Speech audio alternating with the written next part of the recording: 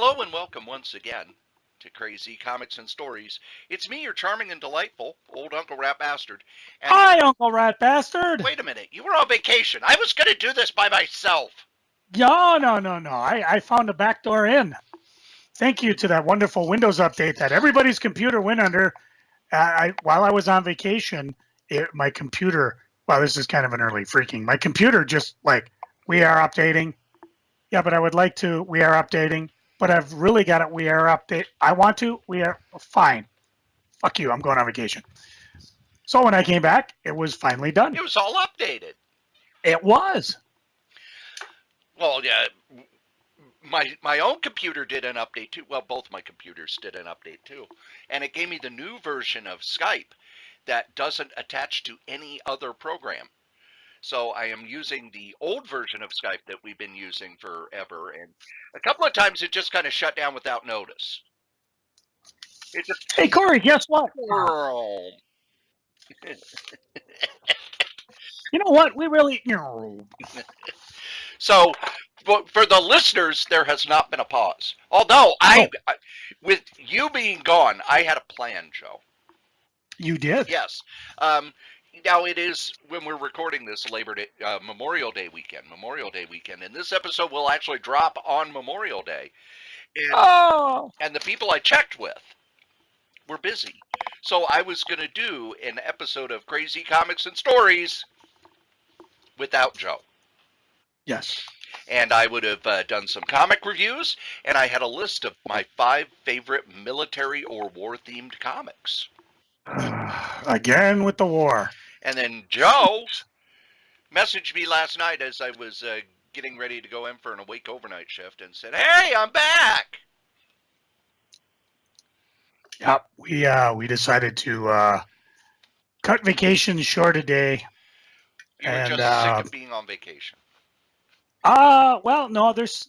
Well, I'll get to it if we want to. I could tell you about vacation. You were sick I could also give you after 30 years, one more day isn't going to make a difference.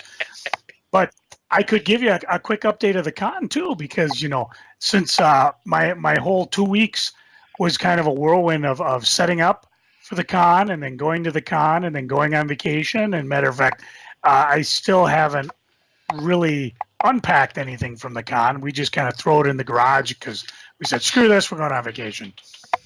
And then did you put a cat in the garage in case there are any mice in there? Nope, But the mice don't care because it's nice out. And they only care in the wintertime when there's nothing to eat but comic books. But if you want, I'll give you a quick rundown of what at least the highlights of the con. Sure. I mean, one of the big ones, of course, is always, seeing people that I just haven't seen in a long time, even for just a moment. And I mean, there are people from the con, there are people from the old shop.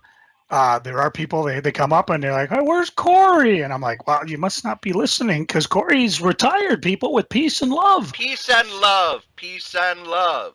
Although, ironically, not said with peace and love, but that's a different subject. And love. So people are still asking for you, Strode. They want to see the man, the myth, the legend, the Strode. Especially when we got to the infamous steak dinner that the con guys threw on for the dealers and the attendees. Infamous? Or not the attendees, but the guests. Infamous? Well, yes, it's taken on a life of its own. And I lucked out because I sat down with Angel Medina and Butch. And Butch is still alive?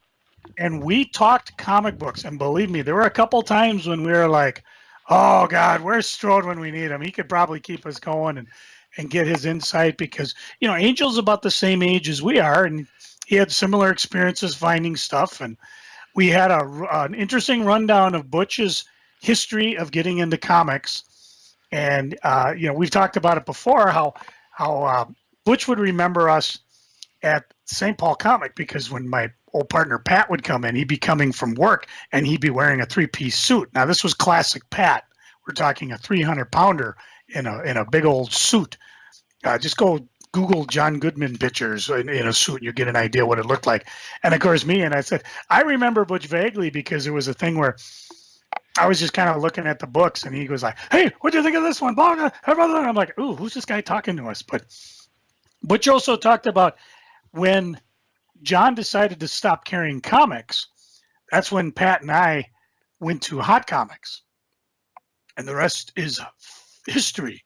Well, not really, because the weekend of that Pat and I were going to buy our first books, I guess Butch was running the shop that weekend because Dan and Brian, I don't think it was the wedding because they closed for that one, but they might have been out at a con or something.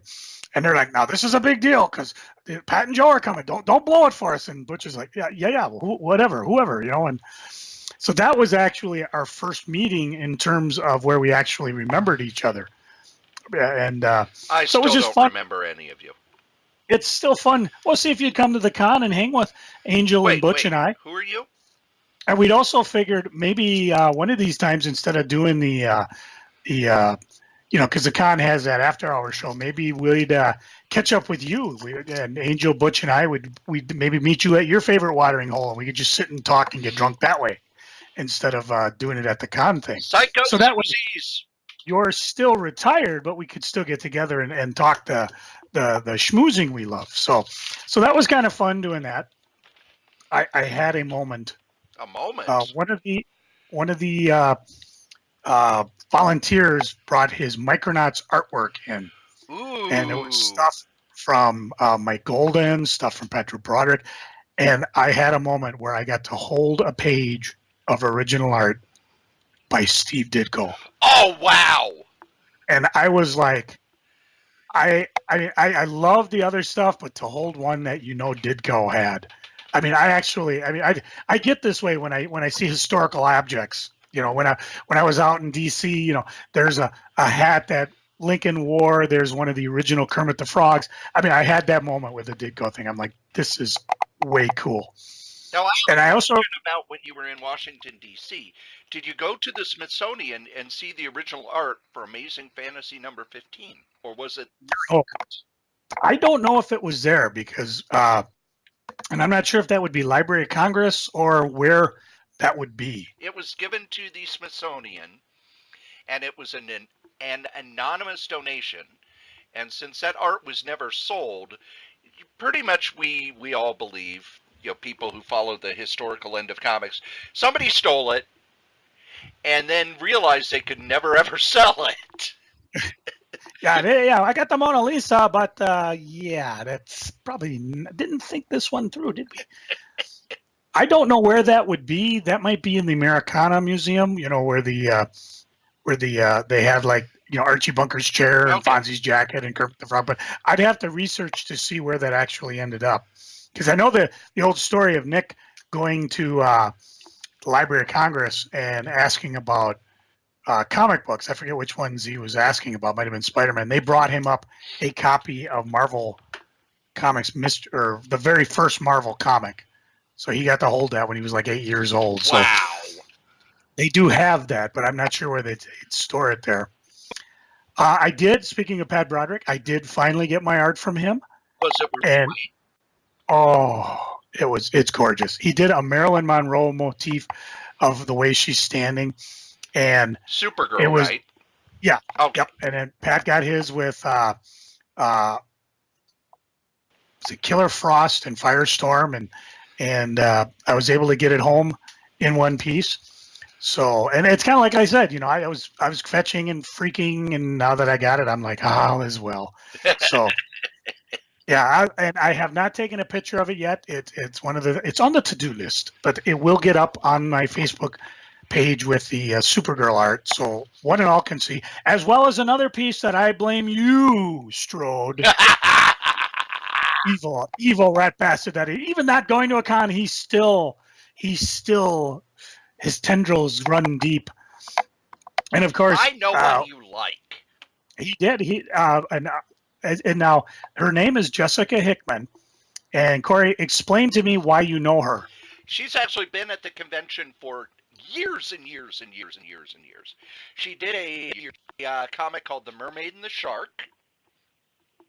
She has done a lot of Star Wars Topps cards, and I really love her style, especially when she was Princess Leia. Last convention I went to, I bought both of her Princess Leia prints because she captures the She captures Princess Leia in a way that I don't think a lot of other artists do. And I saw that she was doing sketches on comic covers, and she did a sketch of Supergirl. And I thought, I know somebody who wants that. And he did. However, that was somebody else's commission. So I couldn't horn in on it. But since Cory, rat bastard that he is, tags me in this post, and for some reason I was actually, it must have been a slow moment at the charity booth, and I saw this and I was like, oh, that is so cool. And so I went over and I said, okay, I blame Cory Strode for this, but I saw this picture and she showed me the artwork, and I said, no, I'm not the person who commissioned this, but I would like to commission one myself. And I'm glad I did, because her commission list was full. I think that might have been the first day, and she actually finished it that day, which was really cool. And of course, I'll be scanning and putting that one up, as well as some other stuff that I picked up in between before the con. And I don't know if I ever put the Angel Medina piece online. I'll have to look. I have not seen that either. But I'd like to point out to the artists and creative people, that is why when you're at a commission, start putting pictures up. I mean, when you're at a convention, start putting pictures up of the commissions you do. It's great advertising. There's an artist that Joe and I both follow, Sora Song. Oh, she's next. And you're next. And I'm still trying to get a interview set up with her, but I don't think I've ever seen her do interiors on a comic book. And she said she's kind of been background artist and helped other artists and things like that. But I just started seeing her commission work at conventions, and it was like, oh man, this stuff is amazing. And every weekend she's at a convention, and because she's done so well at making prints, showing her art, getting her art out there, networking, she goes to a convention. She's a lot like Adam Hughes in a way, in that, she's only at a convention for like a half hour before her commission list is full. If you are, wanting to make money at a convention, that's how you do it. Yeah, I showed this one. I have it in my Supergirl art, but comic strip artist Jim Keefe, who does, is it Sally Forth? Yep, and he did one for me where the dad of the strip Ted is looking at his wife, and she's wearing that outfit. He's going, Supergirl's costume in the 70s sure was liberating. And she's like, really, Ted? So, but he took a picture of me holding it and posted it, and then of course I put it up as well. And yeah, I have not posted the one I got from Angel last year, but I do have other ones.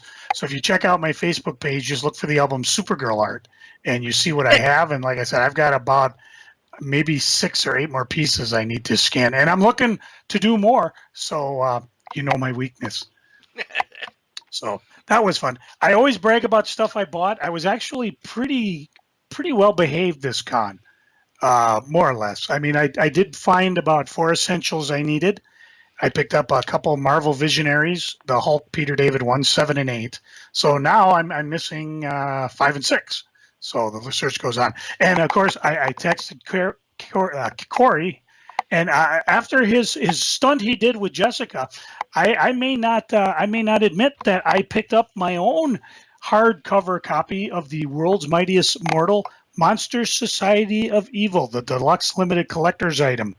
This was put out by the American Nostalgia Library. Originally, when it was coming out, it was going to be autographed with a tipped-in plate from C.C. Beck, but he passed away after doing maybe 25 of them. And I know, I can't think of his name, the Lone Star guy, the one who did all the wholesale out of Texas. Oh yeah, I know what you're talking about, but I don't know his name. He bought a lot of these, and that's where I picked up my original one, which I had since sold to Cory in a moment of weakness.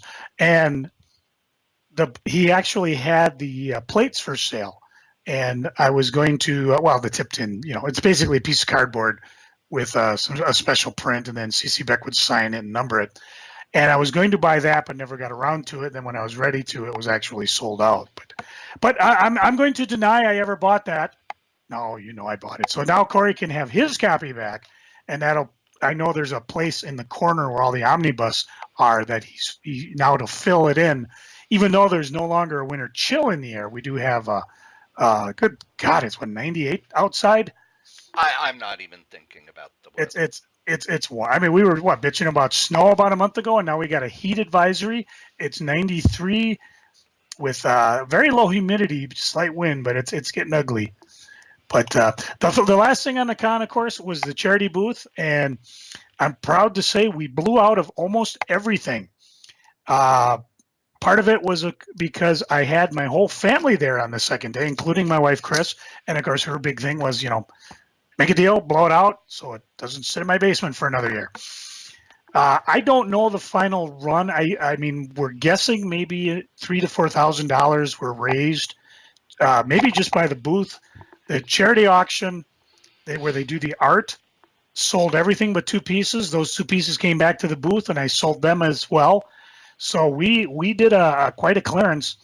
Consequently, if you are still doing your spring, aka a melting summer cleaning, and you got something you want to donate to charity, remember we're here to help you, because I got nothing for next year. So it'll be interesting to see where we go. The charities we did this year through the con were Bikers Against Abuse, a local Minnesota chapter, Comic Book Legal Defense Fund, and the Heroes Initiative, all of which we've talked about in the past. So the cons seemed to be fairly well attended, almost nonstop. I didn't notice, I mean, there were a few times where you noticed where you could actually sit down and kind of pause. But even on Sunday, there were a lot of people coming in. The weather seemed to hold fairly well. Most of the guests I talked to, including people like Caitlin, my younger, not adopted, but still my daughter. She was set up for her first time in a booth next to us, and she was real happy with what she did. And some of the other dealers, they said they had all done really well. So there was a lot going on. And of course, the next one is coming up at the MCBA Fall Con, which will be October 6th. And that's at the State Fair Education Building. Don't worry about tickets because they're not going to start till September 1st. But right now, all the con guys are probably in Odin's sleep. So you can go check out the website of the old con, but they won't be updated till much, much farther along. But keep that date free, because if you're looking to donate stuff, that'd be the day to do it. And of course, that's a fun one too, because I won't have the charity booth set up. I do get to run around with the camera and take indiscriminating pictures of everything, and some of the con too. So that's pretty much the con report. Unless you have any questions, concerns, comments. No questions, concerns, or comments. I did announce on Facebook that I have pretty much sold off all of my original art except for I saw that a page from Snakes on a Plane by Gordon Purcell, because come on, Snakes on a Plane. Yes. Sadly, Gordon did not draw the iconic, that's it, I've had it with these monkey fighting snakes on this Monday to Friday plane. But I do have the last page of the first issue, which has some really good Samuel L. Jackson on it. And I kept my Grendel page by J.K. Snyder III, because it's Grendel. And the only other art that I kept, and it's what, Joe, how you get Supergirl from the 70s, I have a fondness for the Spider-Gwen character. And as I was quietly selling off this art, mostly to private collectors, I kind of went, I think I'm just going to keep all the Spider-Gwen stuff, because I really like the look of the character. And, the comic has its ups and downs, but I like the character. But I really like her original costume design. It's very cool, very unique, and I just couldn't part with them. Maybe I will at some point. But I donated all the money from that art to the Hero Initiative. And I've talked a couple episodes now about how Mike DiCarlo's wife was hit by an uninsured driver at a convention, and she is now in Indiana with him so that he's able to go and visit her daily. She's showing signs of improvement. She still has traumatic brain injury, so she needs round-the-clock care. Liz Seraphim Berube, who I have interviewed, has been at the local convention a few times. She needed a hip replacement, and the Hero Initiative was able to assist with that. What the Hero Initiative does is they assist comic creators, because comic creators, they're freelance. They get paid by the page until just the last 10 years or so, when if you became an exclusive at Marvel or DC, you were able to get medical. You were able to get benefits. But before that, Jack Kirby, his whole life, was never an employee. He always was freelance. And that means that when you have a car accident, if your car insurance doesn't pay for it, you don't have medical insurance. Until the last I would say 10 years or so, medical insurance was next to impossible for comic creators to get. I can't tell you how many comic creators I talked to in the 90s who basically were just scared that if they ever got really sick, they would be bankrupt. And this is a fund to help comic creators who get caught in situations. I think William Messer-Loebs recently, who did the wonderful comic in the 80s, Journey, and wrote Flash and Wonder Woman in the 90s, has had medical and financial issues, and they've been able to assist him. But the Hero Initiative is my favorite charity now. It's where I donate all of my... It's basically the charity that I support and I give money to. So I just very quietly did that over the last year or so. I decided that why should I have all this art in a box where I'm never going to see it? Now, you would think, that between now and October 6th, that there's nothing going on. You're right. There's nothing. There's nothing. Oh, would you be wrong? Because I just picked up stuff.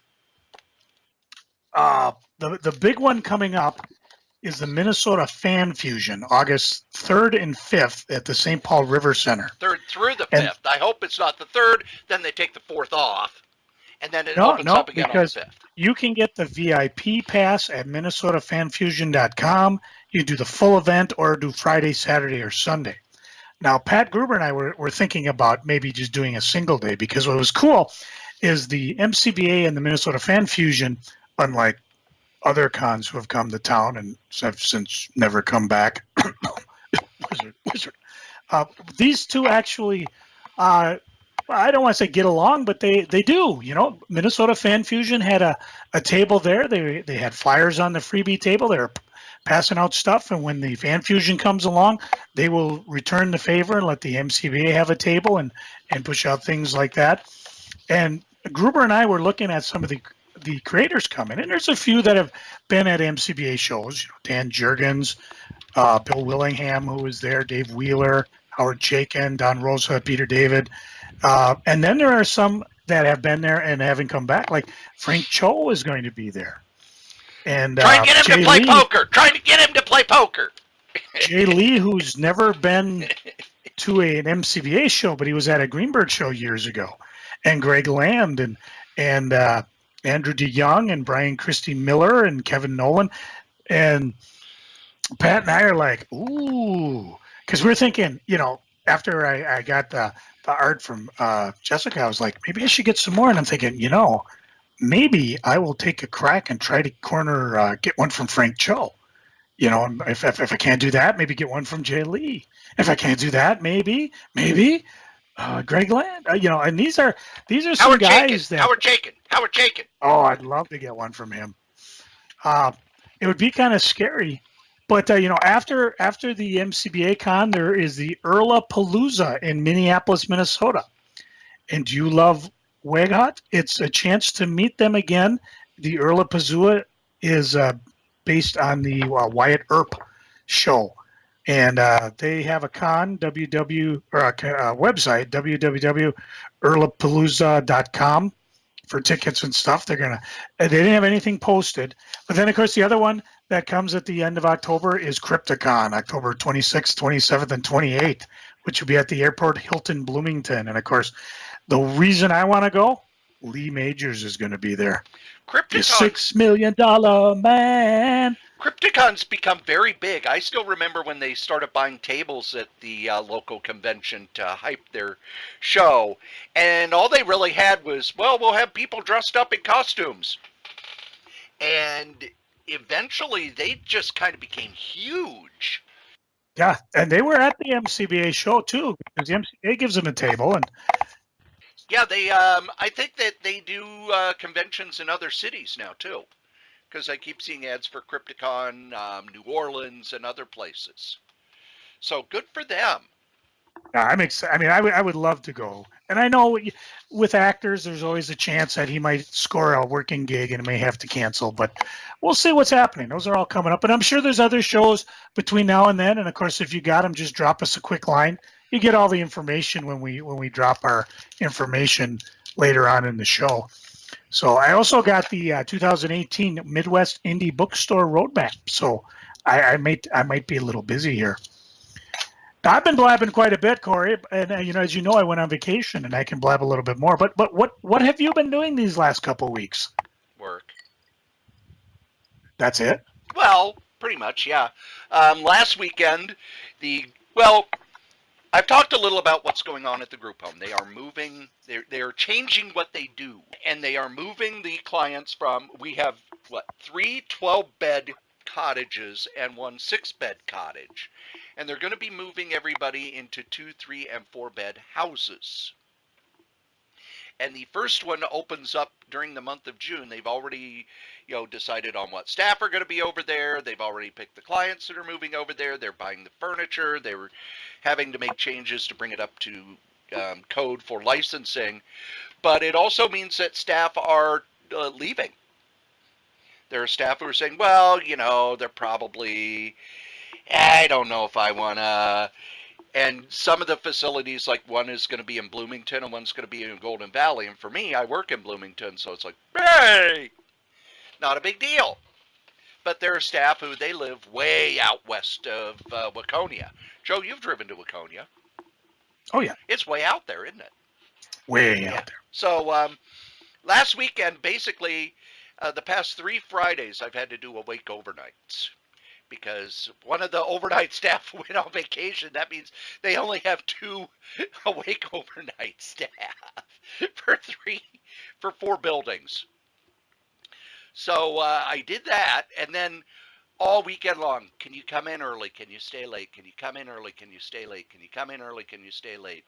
And eventually, when it came, Saturday, I had to come home and sleep. But for Sunday, they kept begging me, and I said, my price. So I worked over 45 hours last weekend. I got 3 full pies. So, and all the bonuses for working so many hours and blah, blah, blah. But Joe, I got 3 full pies.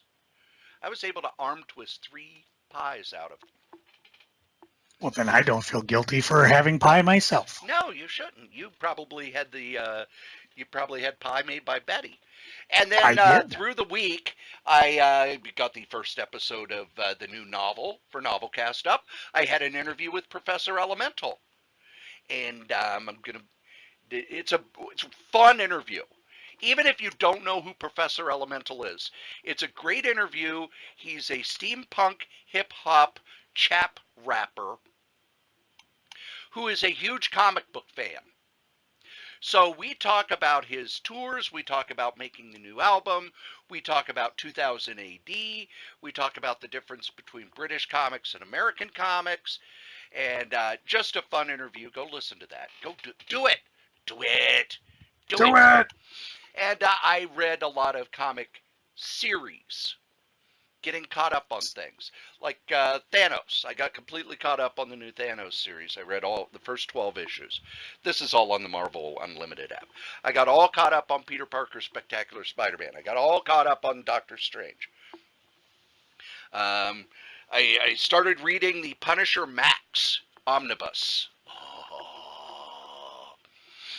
And so really, but work has been very busy at both jobs. So I'm kind of amazed that they didn't twist my arm to work more this weekend. Oh, wait, they did, and I said no. But other than that, really, it's been a lot of work. I'm watching the Civil War on my tablet when I'm at the gym. And look for a video in a few weeks because, as Joe, you've seen the PBS Ken Burns documentary, The Civil War, right? I still have it on my DVR, So, but I'm aware of it. Yeah, it's only been out since 1989. Yep, I caught it last. Actually, my wife and I were looking at that. I was like, how long are we keeping this till we watch it? I started watching it at the gym. It's brilliantly done. A lot of stuff that I didn't know about. But as I'm watching it, it's like, I could steal this idea to do parodies. So look for that. I have all sorts of podcast ideas. You do. And I actually was close to thinking of doing it while we were on the road, kind of the way a couple of our friends do when they're traveling about. You mean David and Stephanie Caffell in Scrabbling Across the West? I didn't want to horn in on their action. No, we're giving them a plug. Come on, they're part of the network. Okay. There. So, but no, you got in your car and you drove away. We did, and we went north because it was Alaska. My wife's. You go north. No, not that far. Although you could drive to Alaska. We did bring our passports because we weren't sure if we were going to Canada or not. But it was our 30th anniversary. Thank that woman for hanging. See, guys, there is possible to find a woman that will hang with you for 30 years, even though you collect comic books and own a comic book store. Just make sure never to clean the house. No, I do that. I don't want you visiting again. But that's a different subject. Wait, she stays with you even though you clean? You must not do dishes. No, that's just that is your trip. Some people actually enjoy having their man clean. None that I've ever known. Something in the way you clean. Something in the way pisses them off, just clean. Like no other. Just pisses off those others. So we went north. And as you alluded to, we stopped at Superior Shores, which I believe you've been at. I love that place so much. Oh, and we went to Betty's Pies. Now, what was fun is Dana left the con early because she went camping at a couple of the state parks, and we met up with her. So we had dinner at Betty's Pies, which was kind of fun. And then she went camping, and we stayed at Superior Shores. And then the next day she called, and she's like, can I come down and use the hot tub? And like, well, we got to check out in like 2 hours. Be there in 40 minutes. And she was. So she come down, and while I went, and we were kind of concerned about the ticks going on. There were no mosquitoes, very few flies, not any gnats at all, which you usually catch. But the ticks have exploded. Almost anywhere there's ticks, you're going to find that there's a lot of them. So we went out and we found some bug spray that had the special tick repellent stuff. And, we didn't find any ticks, although Dana said she found a few while camping. So we stayed at Two Harbors. I posted a picture under the 30th anniversary vacation, and Cory will recognize some of the stuff. There was actually a boat in at the ore docks. And it was a very, very nice day. So we walked out on the breakwater that they have there. And you could get down closer to the lake and see how clear the water was. Just amazing. After that, I think, did we go through that, the Silver Creek Cliff Tunnel? No, I don't know if you stopped before that. Okay, because they what was cool about it is they have a path that walks you up and around where the original road was. Now, what happened was on the North Shore, there used to be this really dangerous cliff that a lot of cars went and met their watery doom at. And I remember going up this in Boy Scouts about 30 years ago, because you go up and you're looking over like, oh boy, and then you suddenly, whoa, you turn right if you're on the outside curve, or you turn left if you're going the other way. And it was just amazing. So to cut down, the Department of Transportation blasted through the cliff and put this huge tunnel there. And we walked for the first time, Chris and I walked the whole length of it. Nice little quick trail, very warm, beautiful shots of the lake. And I actually posted a shot of the original road you could see from while they were making the hole in the hill. So, but we headed north. We actually camped out in Grand Marais, which is quite a ways up the road, the North Shore, beautiful town. And again, I hadn't been there in 30 years. The last time I was there was with the Boy Scouts. My Scoutmaster had a cabin up the Gunflint Trail, and a lot of the shops that I went to are still there. There was Beth's Fudge and Gifts, which you can look up online because they will mail fudge anywhere. You've got a fudge craving, have them send you some. You want to fudge bomb somebody, this is the place to do it. The world's best donut shop is up there, which is amazing because there's another place called the Beaver House. And when I go and leave Minneapolis Airport and go down to the light rail to get to my car, they have pictures of that house, the road that looks out over Lake Superior, and then the donut shop. So I see that every day I work, how to finally get up there. And we lucked out because when we got there Tuesday and they were closed. We're like, oh, darn it. Well, they opened up for the first time in the season the very next day, and they were giving away donuts, which is why they're the best donut shop in the world. And if you want some, you got to go up to Grand Marais and get some. They have, Cory, a real Ben Franklin there. I'm not talking one that got converted into arts and crafts, but I mean one that's loaded with stuff from toys to knickknacks to gifts to food to candy to the bug spray I mentioned we had to buy to the outfitting gear and camping gear. There aren't many real Ben Franklins left in the world. And this was one of them. The way I remember, you used to go to every small town, you see a Ben Franklin. It was always worth stopping because you never know what you'd find. I mentioned we went up the Gunflint Trail, which is one of the scenic routes in Minnesota. Only about, I think, 70 miles round trip. And as you look on, I posted a lot of pictures on Facebook so you can kind of enjoy it. But what was neat is as you were going up, you're going through woods. We stopped at a moose viewing area, which unfortunately the moose in northern Minnesota are being devastated by this wasting disease. Nobody knows where they're getting it from or why it's happening or what's causing it or how to cure it. So there aren't a lot of moose sightings. If you actually see one, it's rare and it might be dying even as you're looking at it. But we went out to this moose area, and as we get out there, we're like, son of a bitch, people are just pigs. Look at it. There's metal sitting here. They couldn't carry it back. And we get closer. It's a car. It is totally embedded around trees. There's dirt on it. Like how long this car has been sitting there, I couldn't even recognize what it was. Look, it had to have been the 50s because it's got what's left of the tailpipe. There's a big boulder on it. So that was kind of amusing. The other thing that's interesting when you go up the Gunflint Trail, and I don't know if you remember, Cory, do you remember the fire that happened there in 2007? Vaguely. Any of the news? And I remember it because I think it was 2003 or 4, they had a big blowdown where a storm came and just knocked trees, straight line winds just took them down. And they're like, well, this makes it a very bad fire hazard. Well, and it did.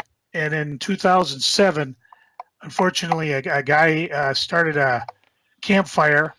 His name was Stephen Pozniak, and he was at Ham Lake. He set about making a campfire. Unfortunately, over the next 2 weeks, the fire he started would consume about 75,000 acres, 144 buildings, took over 1,000 firefighters that have cost $11 million to try to get this thing under control. And it was weird when we were driving up there. Okay, so you got these tall trees and birch and pines and whatever, and then all of a sudden we got to an area where it was just low trees. The temp went up by about 5-10 degrees, and everything's like green. And then you get back to the old growth again, and then we finally get up to where the fire really was. And that weird area we went through, the fire actually had hit. And the whole place is just new growth because everything got wiped out. And they're studying it. They're watching it grow. It really does affect the environment because with nothing to shade you, we watched the car temperature go from like 80 to about 90. And it was just amazing to look at. One other thing that was interesting, there's a trail called the Kikabak hiking trail, and I think I talked about it at an old podcast long ago, but when I was up in Ely, we took 169 all the way to the end where the road actually stops, and where this trail begins. Well, on the Gunflint Trail, we found where the trail ends and the other side.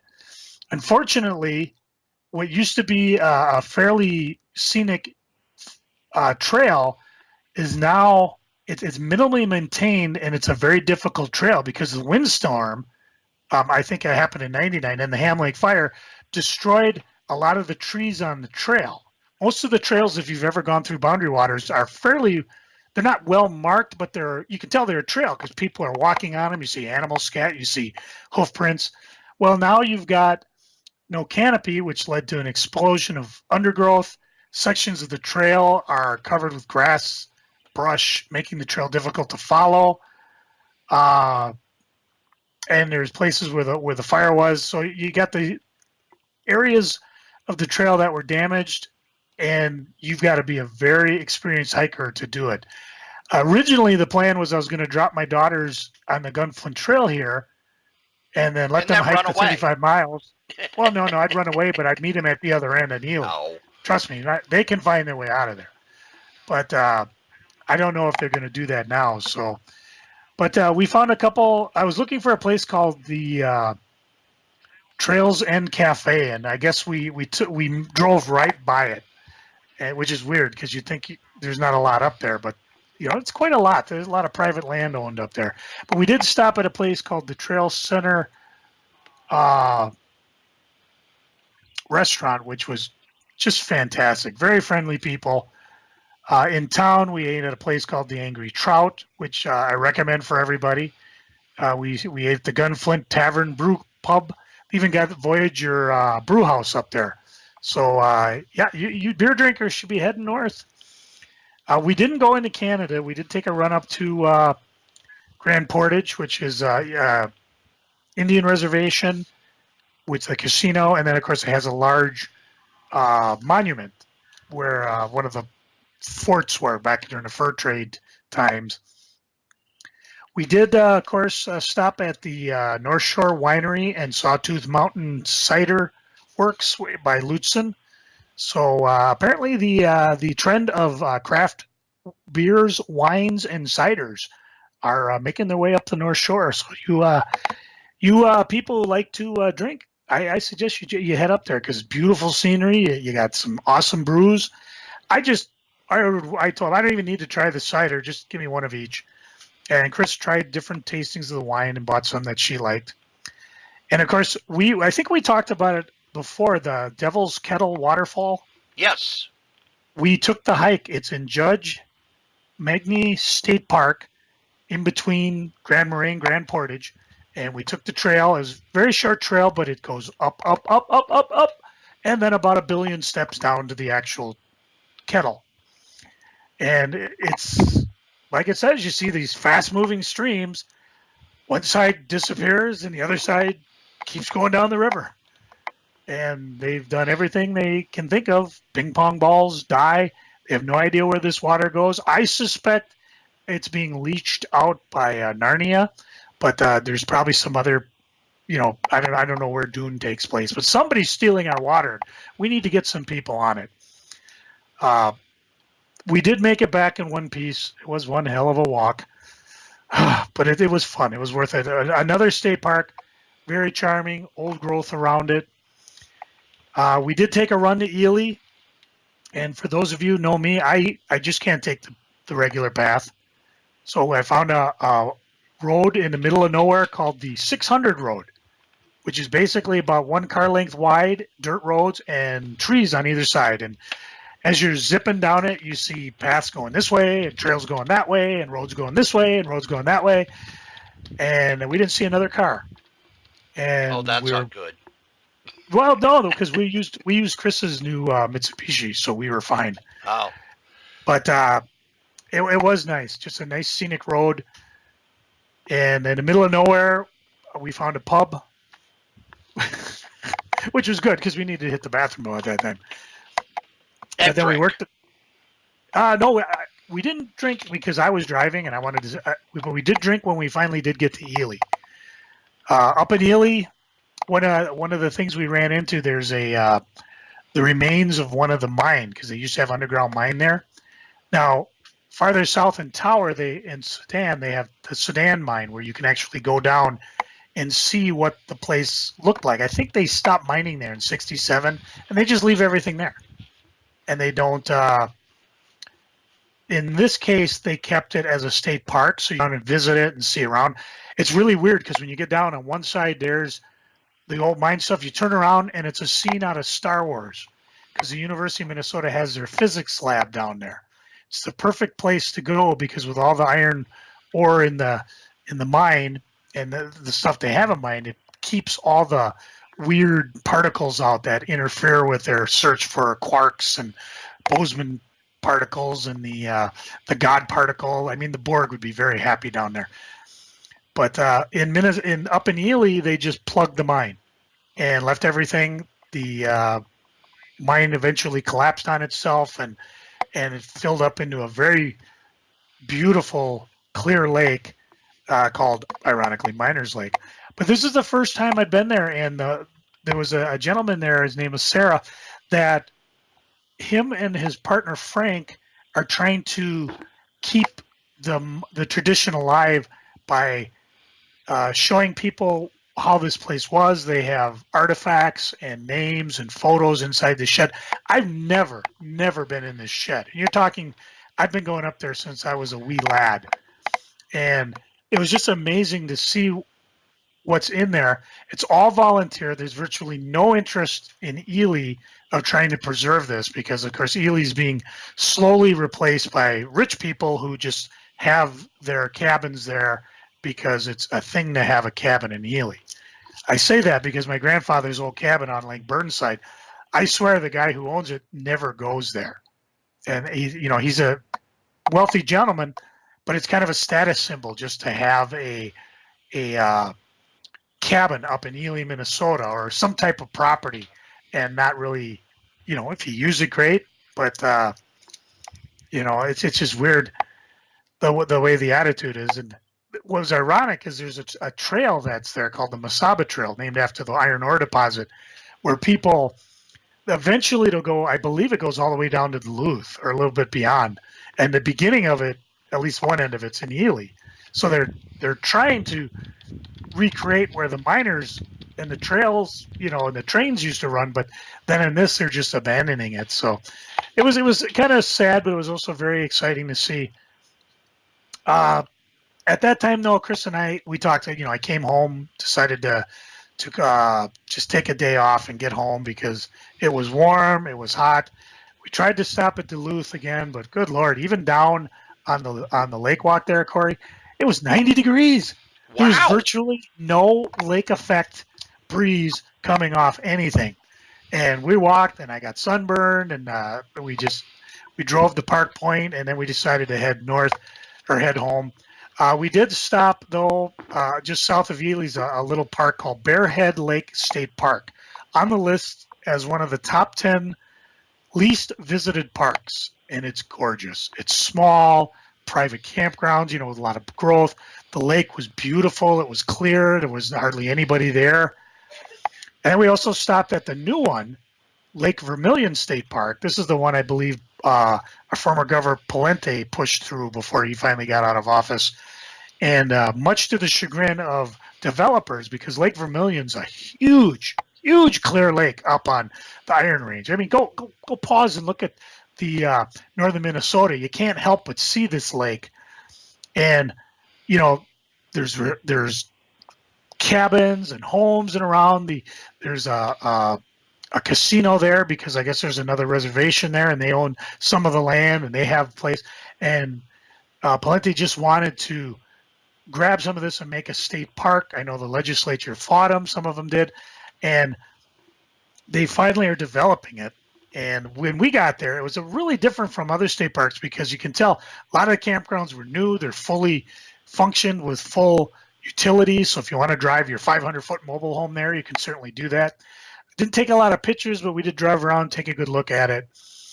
Now, I know the one thing that we haven't talked about is, Joe, did you visit any comic shops? I was going to say, this has been a long time without you talking about comics. I know, and I'm just dropping names and mentioning things, because we stay like when we were in Grand Marais, we stayed at East Bay Estates, beautiful area. Corey, if you ever get that far north, you got to check this out, because not only are you sitting where we were sitting looking out on the bay, but just like Superior Shores, you got a beautiful place to just hang in if the weather sucks, or if you want a good base to check out. The neat thing with Grand Marais, everything was within walking distance. When we walked to the donut store, or to the Angry Trout, or to the Ben Franklin, we just walked there. And they got a breaker out there too, which we never walked. But I did not. Okay, I did visit one comic store, but I was just looking for the graphic novels I didn't get at the con. And I stopped at Collector's Connection quick. And all the graphic novels they had on sale when you and I visited are gone. They had a whole slew of new stuff, but I didn't spend too much time there. Although I did, in Beaver Bay, they had a flea market, which has been there for a number of years. And I like to stop there, and I looked through the comic rack, and I found 2 comics that I've been looking for ever since, I don't know, I read about it online. And it was, I don't know if you remember, Corey, when the all-new Atom dated, what was her name, Gigantica? Yes. And I found number 17 and number 18. Unfortunately, that was it. Number 18 starts the date where, of course, he's sitting in her hand as she's taking him to the place. And Wonder Woman shows up, and they fight, and she disappears. And then the next issue, Wonder Woman fights. So I don't know when or if she shows up. So I guess I'll have to just keep looking for more issues in this. But I did finally get some comics. So I'm not totally without comics on the trip. I know you'd be very disappointed. I did, however, in a free comic library, find a copy of To the Stars, the autobiography of George Takei. And and it's from 1994, so I'm sure he's got plenty to talk about afterwards. But I figure this is just a good start. And of course, when I go back up there, I'll return it. And you know me, Corey, I love those independent bookstores. And sure enough, right across from the East Bay Estates was Drury Lane Books, 12 East Wisconsin Street in Grand Marais, and just a wonderful little bookstore. You look around trying to find things. And since we just got off the Gunflint Trail, I picked up a book called Gunflint Burning: Fire into Boundary Waters by Carrie J. Griffith. And I'll be reading that, obviously, as time goes on. And I don't know, I may talk about it again, but, it really has nothing to do with comics. I am enjoying the George Takei book. I'm a couple chapters in. He talks about his early life and when they had to go to the internment camps. And, of course, his recollection of it is a lot different because he realizes how bad it was as an adult, but as a kid, everything was an adventure. And it was just, they just are leaving the internment camp. They ended up going to Los Angeles in some slum areas, which I guess they were there. Now they finally got to their home. So very, very good read. I recommend it, of course, if you're a Star Trek fan or you're a George Takei fan. And I just love the autobiographies like that. And that's it. I haven't, again, I got other things I could blab about vacation, but, we're home. What is it, 90 degrees now outside? And I got one day of work. And because on the 27th, when I go to work, it's my day I get my holiday pay. And as account as I am greedy, I am going to go work. And then I have my 3 days off, including Memorial Day. So don't wait for me, Argentina. Oh, sorry. Do we have to pay for that? No. Okay, good. Nobody who, no one is sued yet. Yet. Not gonna. You know who else hasn't sued, Joe? Well, hopefully it's these guys, our sponsors. That's right. Here at the Solitaire Rose Radio Network, we have ads, and our first sponsor is me. That's right. You're charming and delightful old Uncle Rat Bastard. I have my first book out with Dangerous Dan Moore. It's the first 100 strips of our online web strip, Worldwide News, the story of the lowest rated cable news network. And you can get yourself a copy with commentary, with all sorts of extras, with signatures and everything. Just email Dan over at lordshadowflame@gmail.com. Our top sponsor, who's been with us since day one, is DreamHost. DreamHost.com. You need yourself a website, and DreamHost.com is the #1 web host in the whole known universe. Just head over to DreamHost.com, put in the code KRAYZ, KRAYZ, get $20 off your first year. How can you beat that? Our other sponsor is Graze, GRAZE.com. Healthy snacks for a healthy lifestyle.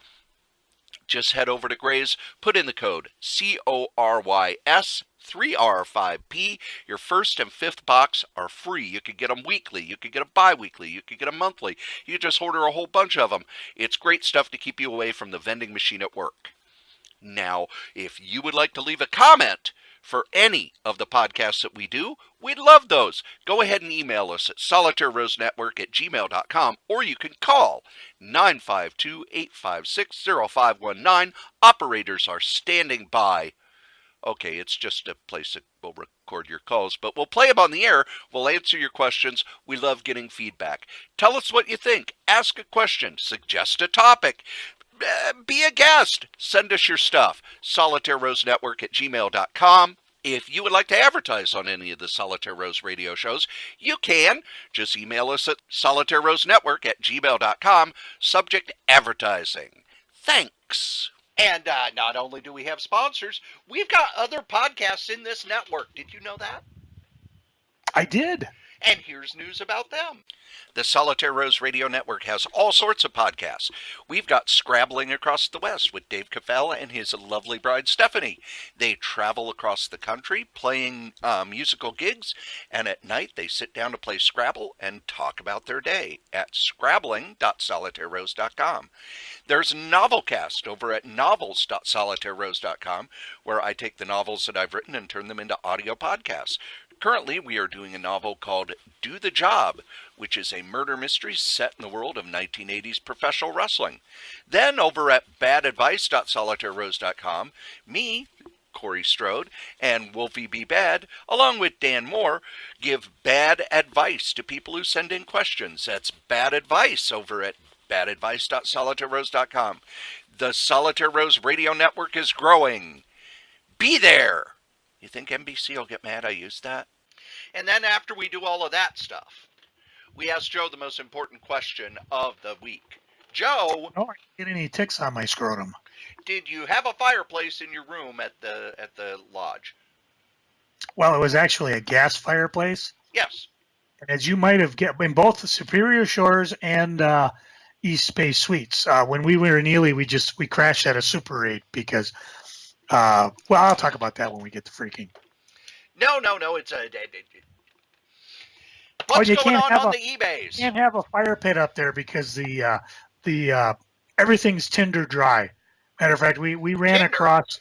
Joe, Tinder. you're married. You don't need a Tinder account. The whole place is Tinder dry. Let me tell you, because we ran across a lot of forest trucks, we'd call them fire trucks, but they're painted green. And we found out later, talking to some of the locals, that, yeah, they're all on edge because they haven't had a lot of rain, and they're just waiting. So if something happens, they're going to try to keep it from burning like the Ham Lake place did. But that's not what you were going to ask me. No, I was asking what's going on the eBays now that you're back. The convention's over. Are you going to be putting stuff up on the eBays? Yes.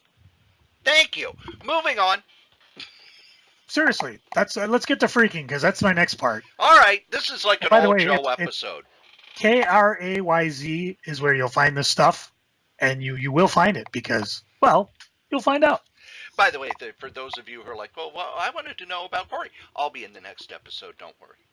Are you? I thought we were going to do an all-review episode. Yeah, we are. I'll be in that. Besides, I gave you a chance. I broke between the con and the vacation to see what you were doing, and you just said work. And now, my favorite part of the show. No, not where we slather each other up with coconut oil and play on a slip and slide. It's Oh, freaking syrup geeking. from up north. Jeez, what's wrong with you? It's freaking and geeking. Joe, what are you freaking on? I'm sunburnt. I'm hot. And I got to go to work tomorrow. Now, as far as the eBay's thing, I got home, and since I got home early, because I really didn't think I'd get my stuff re-going until Memorial Day. I turned off the vacation settings, and you got to wait a few hours for eBay to catch up. The one thing they did do is they changed my store. I guess the old store format, which I absolutely love, they've just gotten rid of, and now I have a new blah store format. What I liked about the old one is you would, you'd click on it, go on, you can do it, Krayz, and the first thing you would see, other than my gorgeous talking about welcome and my credentials, is you'd have two banners. One was of stuff I just added, one was of things ending. No, now it's just a generic eBay store. As far as I can tell, you can't even search it.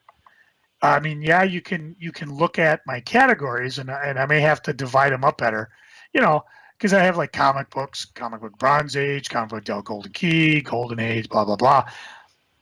But it's just like every other store. And I mean, eBay, what they're trying to do, they're trying to play the Amazon thing. They want all the stores to be very generic looking, so that when you go to use your little mobile app and buy things, you're not going to, it takes a while to load and things like that. So, again, it's their site. I mean, never mind the fact I'm paying, $70 a month to have a storefront, but whatever. Now, a couple hours later, I go online. There's nothing. There's nothing in my eBay store. I'm thinking, okay, that's unusual because usually they do a lot quicker than that. So I go look at where things have expired the week I've been gone. I load them up. I make adjustments for a few items, put them up, and go look at my store. Well, I loaded 18 items. I now have 18 things in my store. Okay, I should have well over 400, if not 500 things, not counting everything that I donated to the charity booth. I look online. Yeah, they're still active. They're just not in my store. I'm like, well, what the hell? So I get online. I'm thinking I could call eBay, but I'm just back. I mean, we drove a lot. I just want the damn store to work. So I go to the community and I ask a few questions. Hey, my store's not working. So he said, yeah, it's been doing that. They've been updating everything and taking a while. And I said, well, the 18 things that I relisted are up, and then I ended one and started it again, and it's up. And they go, yeah, that seems it should catch up now, but I went to bed. I came up the next morning. Nope, just the original 18 and the one I relisted up for 19 items.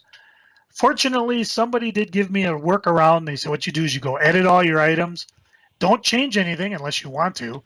And then you say, I'm done. And it acts like a relist. It doesn't count against your total, that number that you have. So everything is up on the eBay stores as of now. I've because of me loading things. At the time of this podcast, I got about 500 things up. There'll probably be more as I add. But that was kind of a little annoying. I wasn't really too appreciative of that. Now, I mentioned in Ely, we stopped at a Super 8. We stopped there because it was just, we spent some money going to these rooms, heading up. So we just figured, we're coming here allegedly to meet some of our family who are going to be up here. And we got to the Super 8. It was fine. It worked out okay. Not the big luxury rooms and jacuzzis that we had, but it's Super 8's a Super 8. It's just like every other Super 8. Very, very nice, very economical to stay at. We went up to one of the local restaurants, which I'll let me Google it here while we're in a pause here. Let me whip this out. Ely restaurants, Ely, Minnesota. Wasn't the steakhouse. I really wanted to go to the steakhouse.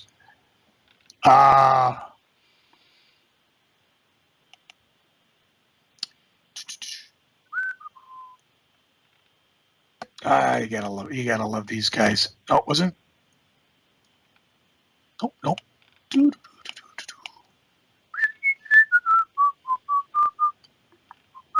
Nope, wasn't there.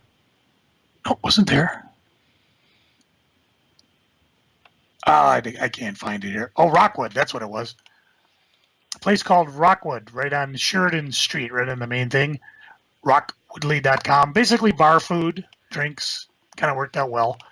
And but the people we were going to meet there, my brother was up there, but he was out fishing out on the lakes, and we couldn't get a hold of him because of he probably didn't have phone service. I was going to try to meet up with my cousin. He does a lot of work up there. He's one in past podcasts I've talked about going up to Ely for cousins reunions, and couldn't get a hold of him. And then my sister, who was going to drive up and meet us, decided not to. And to be fair, she was over in Madison, Wisconsin, less than 12 hours earlier, and that would be one hell of a drive going from Madison all the way up to Ely. And that's similar to probably your drive, Cory, when you take your runs home. Yeah. Going just not a fun drive. So we thought, there's places in Ely we'd like to go, but by this time we're just a little tired, so we just decided to take the day off. We visited the 2 state parks, stopped in Duluth, baked ourselves silly, and then took the ride home. So that's pretty. Other than I guess going up to Ely was fun, but had we realized no one would be there, we might have just stayed down on the North Shore, maybe gone back to Duluth, or maybe actually gone swimming. Lord knows, at 90 degrees at 50-degree water probably feels pretty good. So what you freaking on, Cory? Joe, while you were gone, everybody on the internet lost their fucking minds over a reboot of Thundercats. Okay, that's what that was. I got to tell you, I was not online most of the time, but I did pick up a little of that. And I was like, you know what? I didn't like the original Thundercats. So, what was going on? Well, what it is, Cartoon Network announced they were doing a reboot of Thundercats, and I don't know the details of it, but it looks to me like it's drawn in the Steven Universe style. And if you look at the stuff on Cartoon Network, the action adventure, realistic superhero type stuff, they don't have it anymore. And the last time they tried a series like that was the last Batman series that did so poorly in the ratings that they only ran, I think, 8 episodes, and then they pulled it, and then burned off the other episodes on the Adult Swim on a Saturday night over a holiday weekend. When, let's face it, if they're burning off your series from 1 in the morning till 4 in the morning on a holiday weekend, they're just, we have to show this, but we know nobody's going to watch. Meh. Cartoon Network's audience of kids, they don't want that style anymore. So they announced this, and everybody did you've ruined my childhood, this is an abomination, and I don't know Thundercats, because let's face it, by the time Thundercats was on, I was finishing up college, and the last thing I was going to do was watch a cartoon based on a bunch of toys that I was not going to buy and didn't care about. And in the 80s, there were like a bajillion of those. Every toy line got their own cartoon series that ran on afternoons and had 65 episodes and were done really cheap by Filmation, and who cares? But everybody lost their mind until I read somebody I know who is in college for animation, does some really cool artwork, and said, they tried a reboot in 2011 that used the original art style and was aimed at older viewers, and it failed miserably. To the point where these people who claimed to be the biggest Thundercats fans in the universe had never heard of it. And it reminded me, it's so much like all this other crap where people get mad about new versions of things. And it reminds me of, we had a Marvel editor, Fabian Niaseja, at one of the early conventions, back when we were at the Thunderbird. And he and I were chatting about sales, because I was still working at Schindler's, and somebody came up to him and said, are you ever going to bring back, and I don't even remember the character, are you ever going to bring back blah, blah, blah?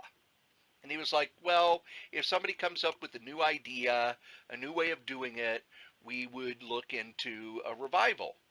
Well, why can't you just bring it back the way it was? Well, people are looking, and he tried dancing around it, and the fan just kept pushing until finally he said, look, I'm going to be blunt with you. That series failed when everything at Marvel was selling easily 100,000 copies. Even our worst selling books were selling 100,000 copies, and it wasn't able to meet that threshold. So now, to bring it back 10 years later and do the same thing, we already know it's not going to succeed, because when we did it last time, it didn't succeed. We would have to do something new. So we're not going to bring back stuff and do it the same way they did, because it was a failure last time. And why would you automatically go to something that's a failure? So when people say, I want blah, blah, blah just the way it was,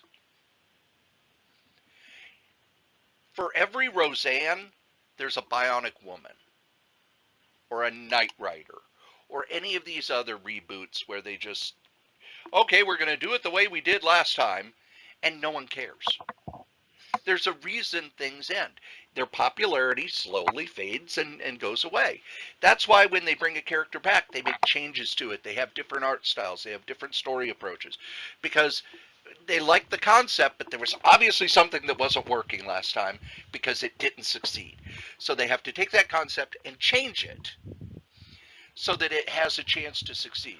It might not work, but they know that the previous approach didn't work. And I think as fans, we don't understand that, because we get very tunnel vision-y. We get very much into, well, I liked it, therefore, blah, blah, blah, blah, blah. Just because you liked it doesn't mean anyone else likes it. And I've talked about there are certain comics out there that I like that I know other people won't like. When Joe had his shop, people would come in and people would say, well, what do you like? Well, I like the Invisibles. But if you like Spider-Man, you're not going to like it. It's not linear storytelling. It's not action-adventure. It's very philosophical. So maybe you'd like these. If you like this, you'll like this. But there are too many people who, well, I like this, therefore everybody should like it. I wouldn't be able to name you a song in the top 40 from the last 5 years. Does that mean it's not good? No, it just means it's not for me. So when you see that reboot of a cartoon or a TV show or something you liked as a kid, they're doing a reboot of the $6 Million Man, calling it the $6 Billion Man. I guarantee it's going to be very different from the TV show. Are you telling me the Prisoner reboot wasn't going to be any good? I had hopes for it, but man, that was a mess. I did read the first issue of the Prisoner comic, and it's suffering the same problem that other reboots do. It's, we're going to tell the same story. The first issue is a guy wants to quit being a spy. So he's hunted down and knocked out and wakes up in the village. And as I'm reading it, it's like, well, why are they doing I've read this story. I've seen this story. They've done this story. Why are they doing the same story again? There's got to be something different. You've got to move that forward, especially, for a cult hit. If they're just going to keep doing the same thing, you're just going to, why am I reading this again? I could just go put in my DVDs. And I already own the DVDs. They're cheaper. So maybe, just maybe, this stuff isn't for you. When the New 52 started, Joe and I kept saying the same thing. It's not for us. Did we say it was terrible? Did we say it sucked? No, because I could look at it and say, if you like 90s comics, these are drawn like 90s comics. They're told in the style of 90s superhero comics. If that's what you like, you'll probably like this. Every artist is drawing like Jim Lee. Thankfully, one of the things they're doing at DC now is they're kind of loosening up on the house art style, and people are drawing in other styles, like when Babs Tarr was doing Batgirl. But we get trapped in that, I liked it, so therefore it must be the best. No. All you can say is, I liked it. And if you have some education and some knowledge, you can say, plus, it's well done and here's why. But you can't say, everybody should like this. I bet there were people, Joe, at your shop who picked up an issue of Sandman and came back and said, this sucks. I hate the art. Story doesn't make any sense. And you glared at them, but, that was their opinion. So don't matter. As long as you bought it, I don't care. people on the internet and in fan shops and in comic shops need to quit losing their minds every time something for kids is aimed at kids. I'm so tired of the, well, I read it as a kid and it should have grown up with me. I'm seeing some of the stuff for the new Shazam movie, and it looks so much fun.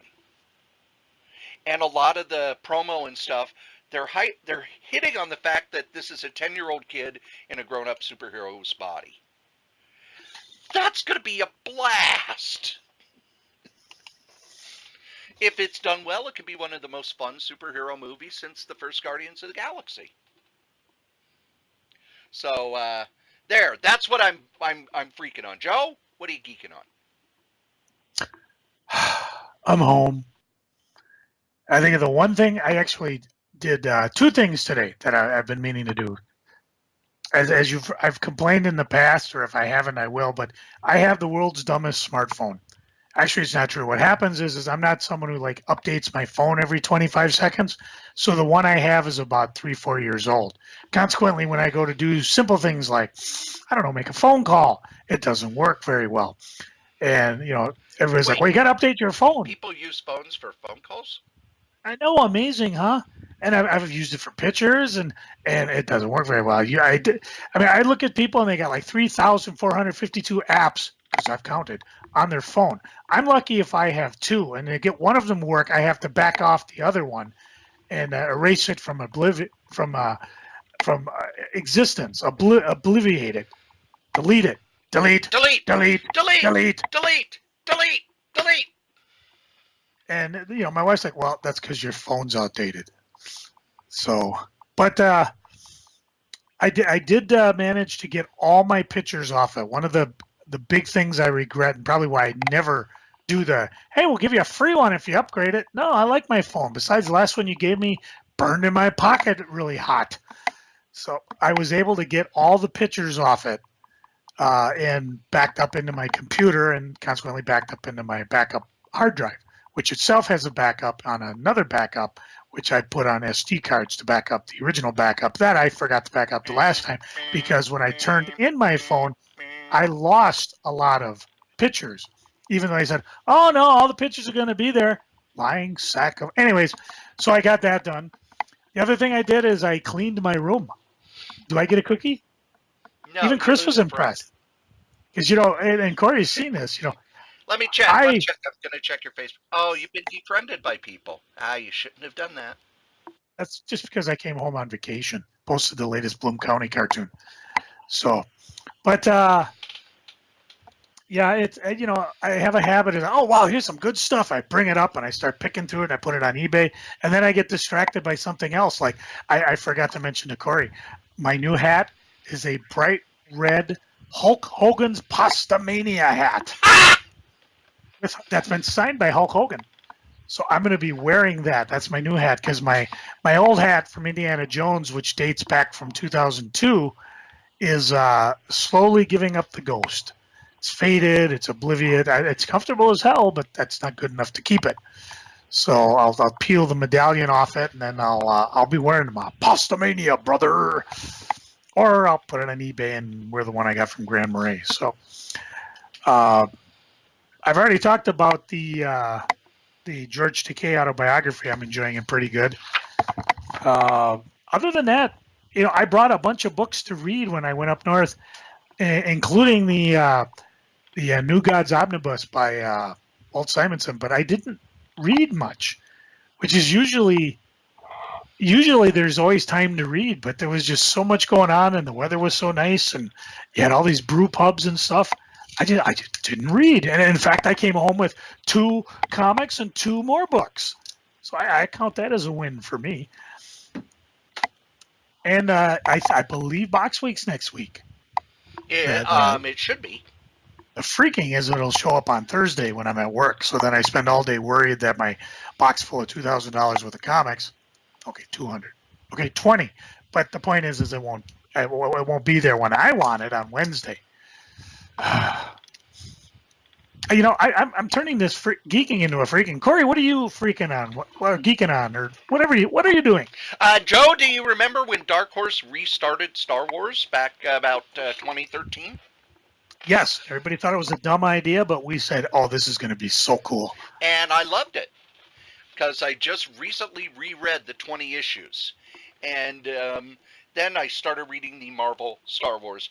And one of the things I noticed is that everybody who wants to play in the Star Wars sandbox seems to want to do stories between Star Wars and Empire Strikes Back. That seems to be the gap of time that people really enjoy doing stories with. And the more stories I read during that, the more I agree with them, because that's when Luke isn't, you know, it's when Luke is still learning his Jedi power, and the Jedi were still kind of a mystery.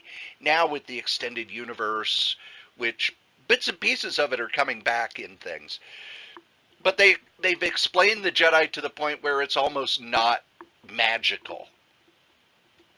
But in this, Luke still doesn't know what Force powers are. He's still surprised by things that in later movies he was just doing. And we didn't know what midichlorians were. We still don't. We don't. They didn't happen in my version. But the stories are just so well done. And then I'm going to start reading the Marvel series. But I have the Darth Vader omnibus that Marvel put out of their 25 issue. And the story that I liked best in the Dark Horse 20 issue run was the 2-part Darth Vader story. Because they were able to do a Darth Vader story that focuses on Darth Vader while still keeping him mysterious, by having it be from the point of view of someone brand new, his new shuttle pilot. And the story is set up in such a way that Vader's doing all these things that don't seem connected at all, and then at the end of the story, it all comes together and you see what the plan was. And I think that's one of the things that is best about Darth Vader in extended universe stories and in other stories, is that he was always scheming. He was always planning something. And he was always one step ahead of our heroes. And it's why that villain just kind of resonates so well in my mind. I also read the first 12 issues of Thanos, which were by Jeff Lemire. And, just because I remember when it came out, I read the first couple issues and went, this is great, this is great. But then I wanted to wait till the story was over. And read as a whole, it's not a Jim Starlin Thanos story, but it's just as good. Again, it's hard to write a story with the villain as your main character, but it works really well because, again, Thanos isn't the guy who steps in and punches the hero in the face. He's the guy who has a plan and puts the chess pieces in place until the plan goes into effect. And one of the things about villains that work is when they have a plan. They aren't just, the Vulture robbed a bank and Spider-Man accidentally saw him and now they're fighting in the sky. It's when the villain has a plan, kind of like what Norman Osborn has going on in the current Amazing Spider-Man. Just the dominoes are all set up and you're just waiting for them to fall. Other book I read a new Cory book by Max Allan Collins, Cory's Wife. And I've talked in the past about how much I like Max Allan Collins books. The whole Cory series is very well done. It's all in print. It was a series he started in the 70s of an anonymous hitman who worked for a man called the Broker. And he was a Vietnam vet who came home from the war, found his wife was cheating on him, killed her boyfriend, and then went on the run as kind of a assassin for hire. And the character's very well done, very interesting. The plots are complex mysteries, because, yeah, it's Max Allan Collins. He likes a good complex mystery. But anytime if you're in a bookstore and you see one of the Max Allan Collins Cory books, go ahead and pick it up. My recommendation, you'll love it. There's also a mini series of comics from Max Collins. It's from Titan Books. So, really loving that. And then I'm really geeking on a comic that's not out yet, Joe. Did I tell you that I heard who's taking over Green Lantern? No. Well, Green Lantern, what is it? Hal Jordan and the Green Lantern Corps is canceled with issue 50. And they've dropped a couple seeds in the new, the DC Nation and the new Justice League. But we're going to find out. There's an issue that's already out that talks about this.